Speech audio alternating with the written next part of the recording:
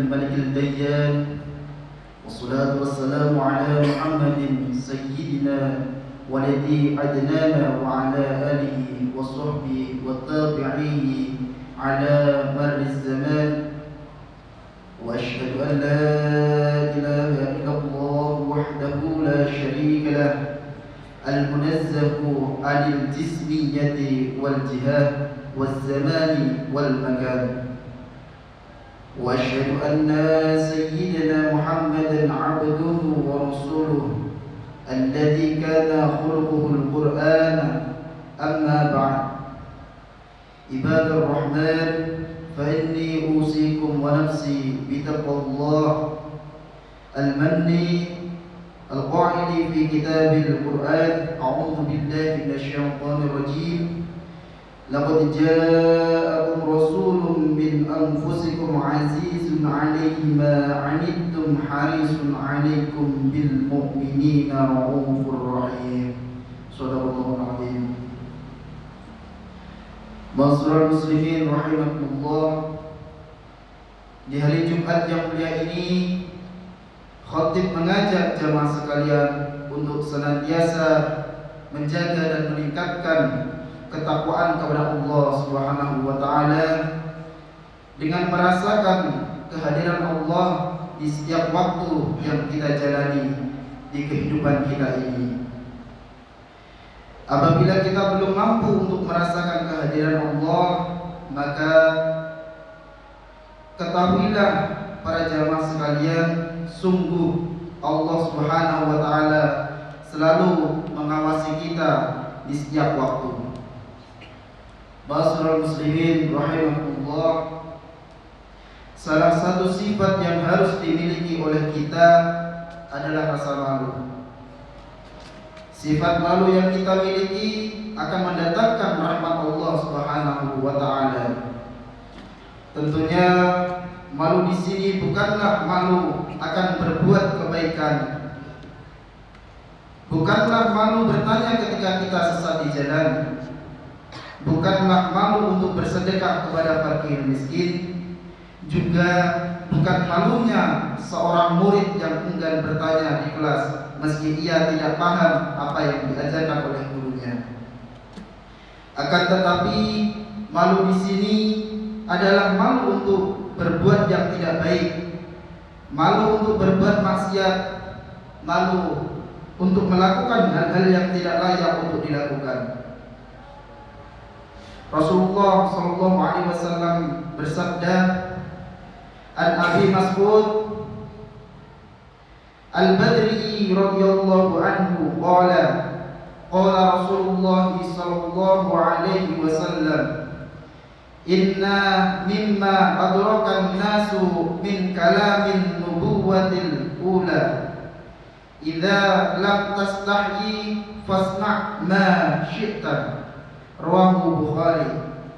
Yang artinya diriwayatkan dari Abu Mas'ud bahwa Nabi bersabda, sesungguhnya sebagian dari apa yang telah diketahui oleh manusia dari pesan kenabian yang terdahulu, jika kamu tak punya malu, maka berbuatlah sesukamu. Hadis yang diriwayatkan oleh Imam Bukhari.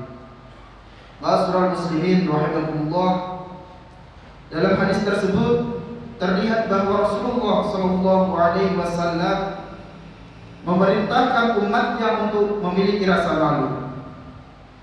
Beliau memberikan sindiran kepada orang-orang yang sudah tidak memiliki rasa malu dalam berbuat keburukan dengan kata, berbuatlah sesukamu.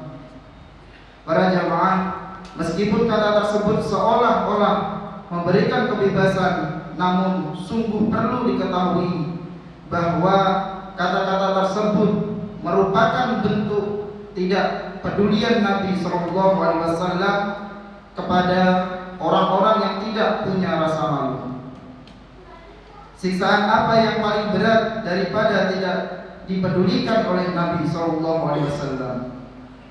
Ma'asyiral muslimin rahimahullah, malu juga merupakan tanda dari keimanan seorang muslim.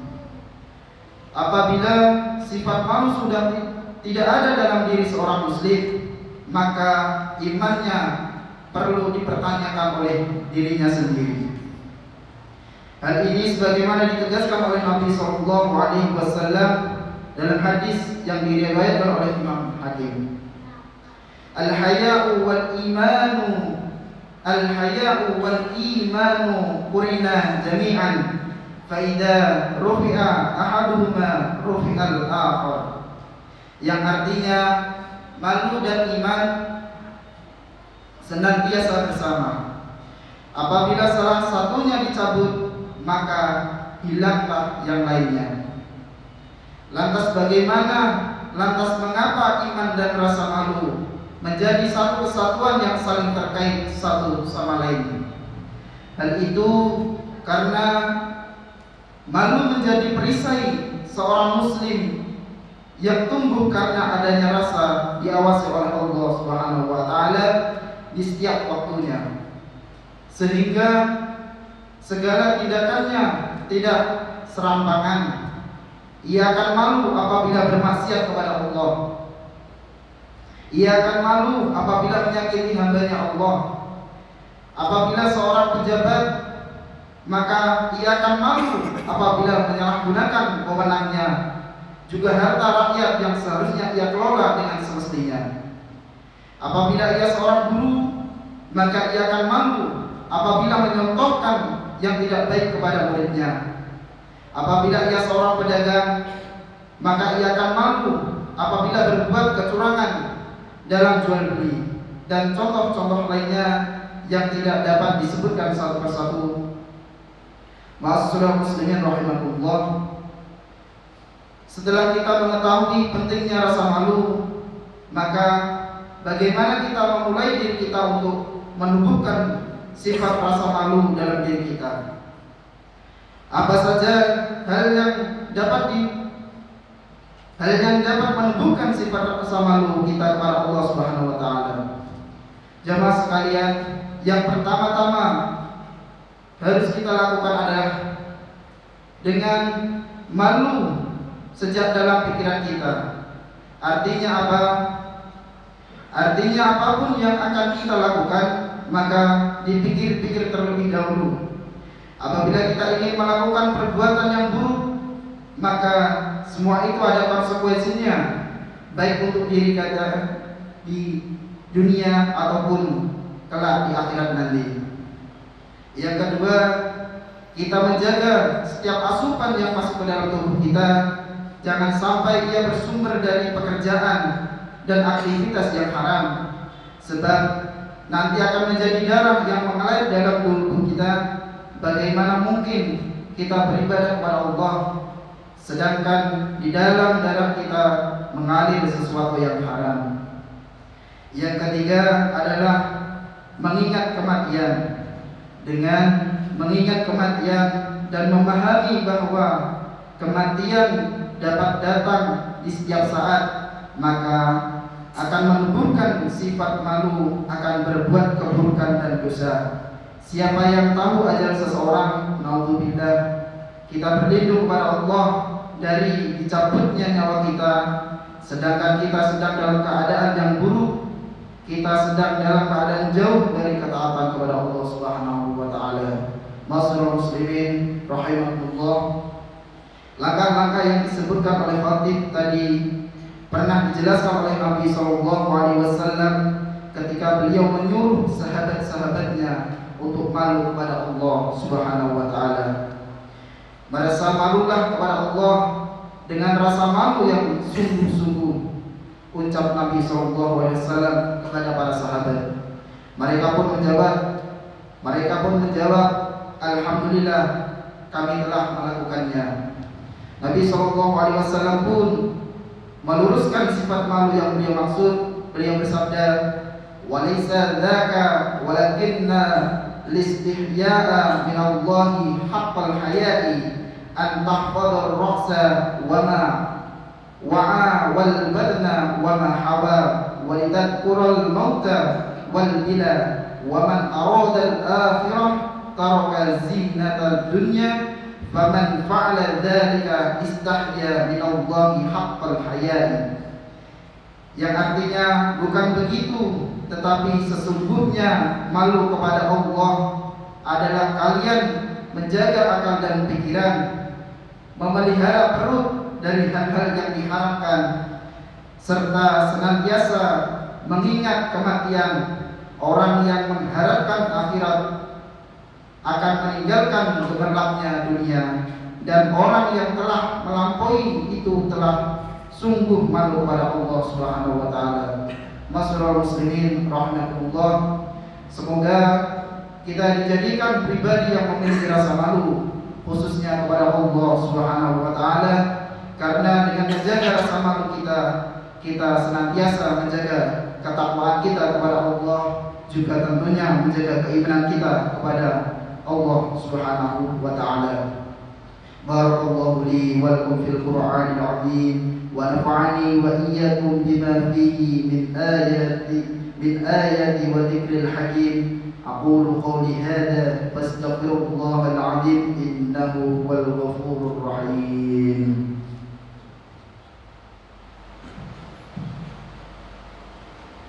Allahumma shalli wa sallim ala sayyidina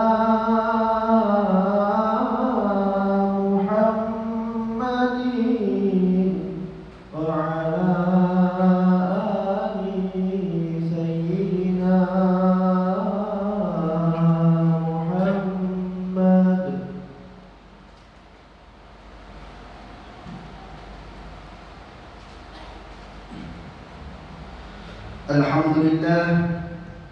Alhamdulillah walhamdulillah summa alhamdulillah. Asyhadu an la ilaha illallah wahdahu la syarika lah, wa asyhadu anna sayyidina Muhammadan abduhu wa rasuluh alladzi la nabiyya ba'duh. Allahumma salli wa sallim ala nabiyyina Muhammadin wa ala alihi wa ashabihi wa man tabi'ahum bi ihsani ila yaumil qiyamah. Amma ba'd. Fa ya ayuhan nas, usikum wa nafsi bi taqwallah, faqad fazal muttaqun. Faqala Allah ta'ala, inna Allaha wa malaikatahu yusalluna 'alan nabi ya ayyuhalladzina amanu sallu 'alaihi wa sallimu taslima. Allahumma salli ala sayyidina Muhammad wa ala ali sayyidina Muhammad. Allahumma ighfir lil mu'minina wal mu'minat wal muslimina wal muslimat al ahya'i minhum wal amwat. Allahumma adfa' anna al bala' wal waba' wal quruna wal zalazila wal mihan wa su'al fitan والمحن ما ظهر منها وما بطن عن بلادنا إندونيسيا خاصة وسائر البلدان المسلمين عامة يا رب العالمين. اللهم أرنا الحق حقا وارزقنا اجتنابه وأرنا الباطل باطلا وارزقنا اجتنابه. ربنا آتنا في الدنيا حسنة وفي الآخرة حسنة وقنا عذاب النار والحمد لله رب العالمين. عباد الله، إن الله يأمر بالعدل والإحسان وإيتاء ذي القربى وينهى عن الفحشاء والمنكر والبغي يعظكم لعلكم تذكرون. واذكروا الله العظيم يذكركم واشكروه على نعمه يزدكم ولذكر الله أكبر.